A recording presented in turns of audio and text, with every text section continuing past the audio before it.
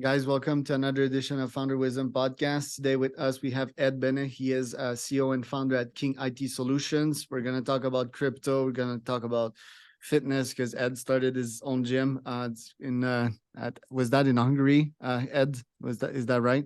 Kirali? Hi everyone. Yes, it was. It was back in Budapest, capital Yeah, city of Hungary. you have an interesting background, and yeah, I'm happy to talk to you today. So, Ed, give us a quick intro about yourself, about your company, and then we'll talk about the deep and interesting stuff. Sure thing. Thank you for being here. I'm about myself. I started my first business back in 2013, which was a gym. As you already introduced it, it's called King Fitness, Kirai Fitness in Hungarian. Back in the time, we had two gyms already. Due to the COVID, we had to go down for one. And since 2013, I'm being an entrepreneur on the in the software industry as well.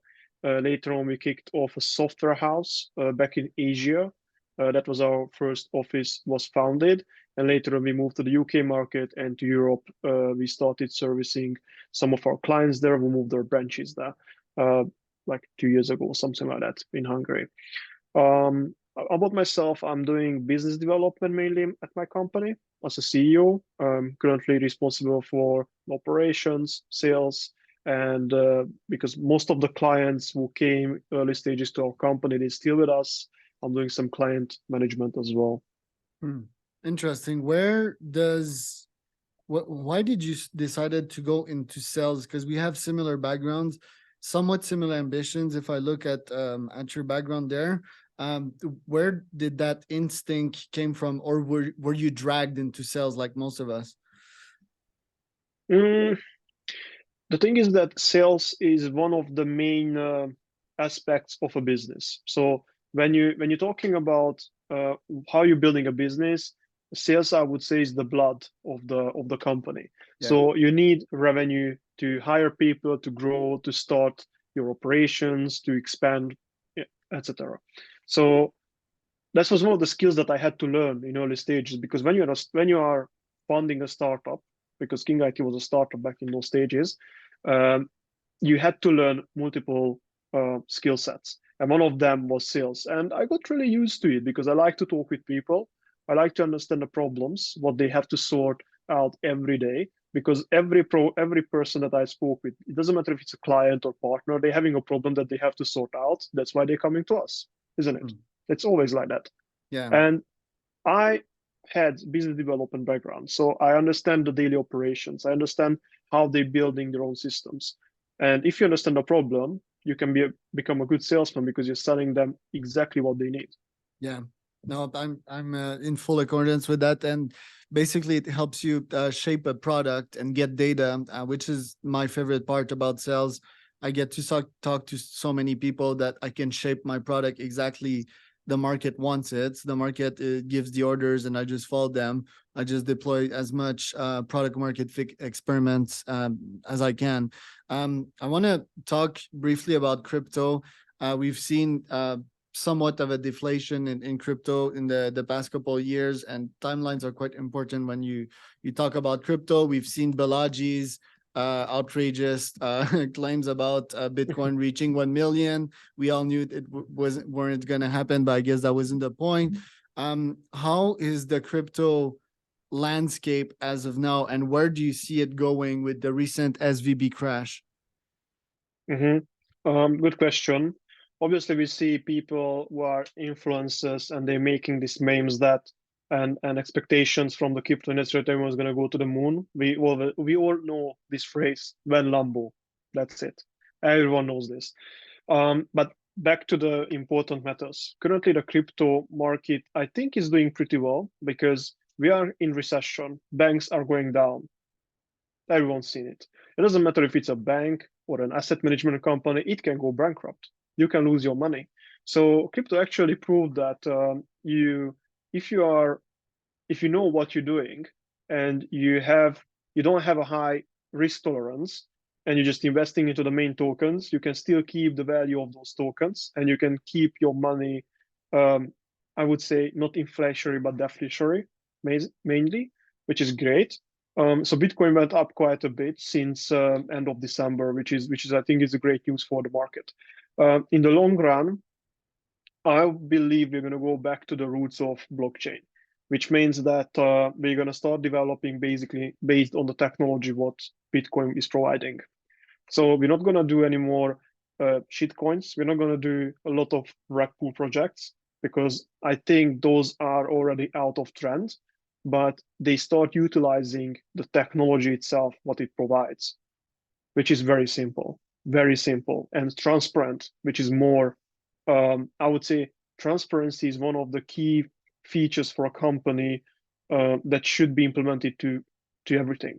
So can you imagine when you're seeing your bank's transactions, you see where the fees are going? That's amazing. Blockchain can provide that transparency. Yeah, and I also think, well, the most, it's not frustrating, something that I already somewhat knew, but banks, well, some of them are beginning to share more information and beginning to really educate their clients. They've been educating their clients on bullshit such as saving, that obviously rewards them more than anything else because they use that money to invest it elsewhere. But I'd like to see the bank also like educate people on their back end and how a bank really works, you know.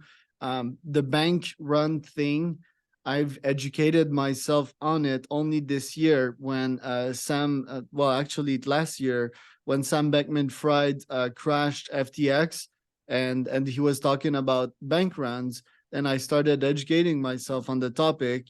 And banks really want to keep that info away from you so that yeah, it doesn't happen to them. I also think they should have underlying technology and mechanism to prevent these things, you know.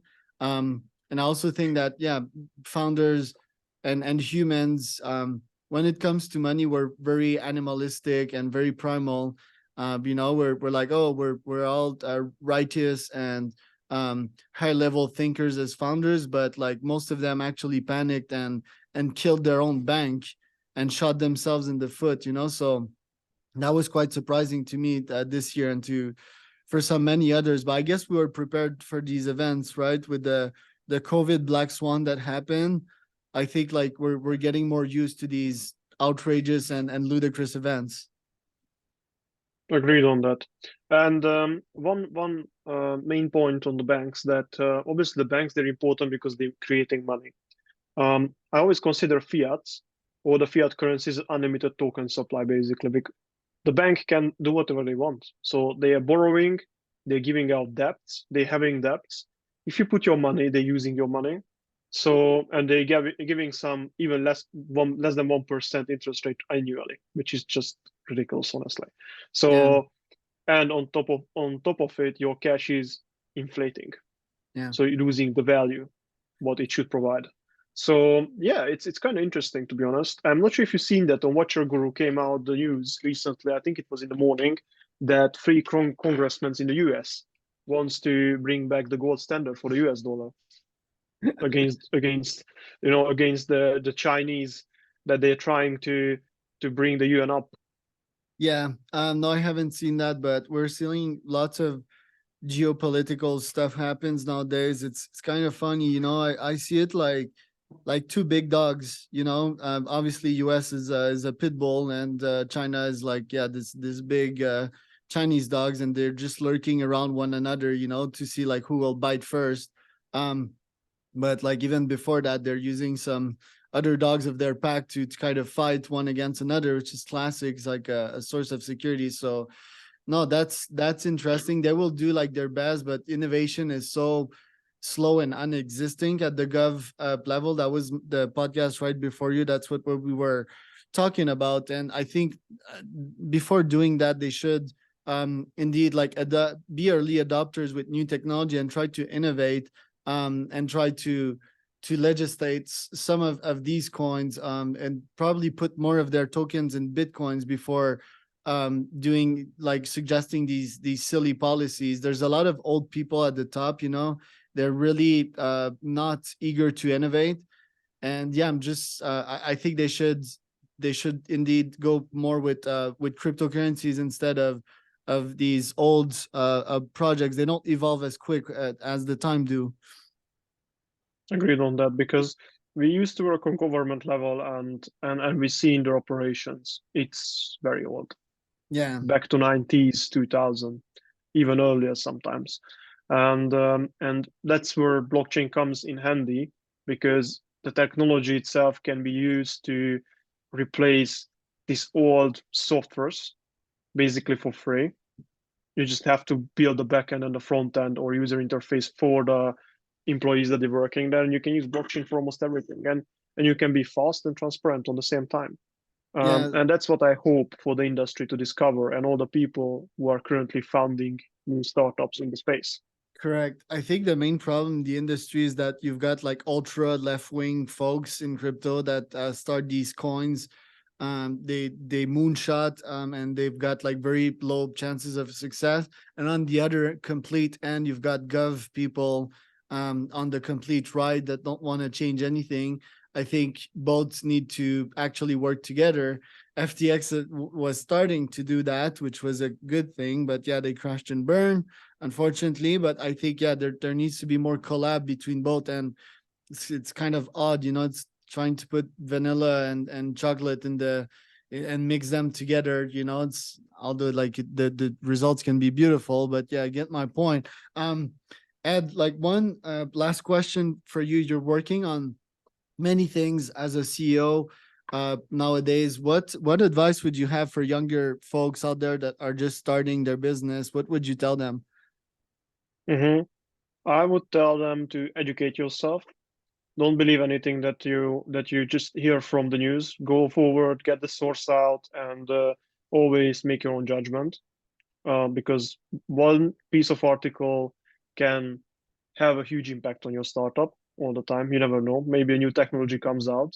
Be innovative. So try to look for always some new stuff. Now AI came in handy. Use it. Don't Love it. don't neglect it. Use it. Yeah. And don't be competitive with them.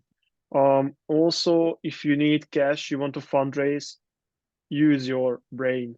Be an entrepreneur. Try to make money without getting an investment first. Build a demo first. Show that your project can be validated on the market and makes money. Yeah, That's it. especially at first, like bootstrap is a good recipe to understand the Yeah. fundamentals of business before trying to fund it with rocket fuel and hit a wall with that rocket fuel. Ed, thank you so much for the advice you shared today. Where can people find out more about you? You can guys find me on LinkedIn. I hope Charles, you can put me there somewhere. If you text me on LinkedIn or either send me an email on edward@kingitsolutions.net, I'm more than happy to have a talk with anyone who is interested in software, so Web3, or generally raising on in venture capitals or something.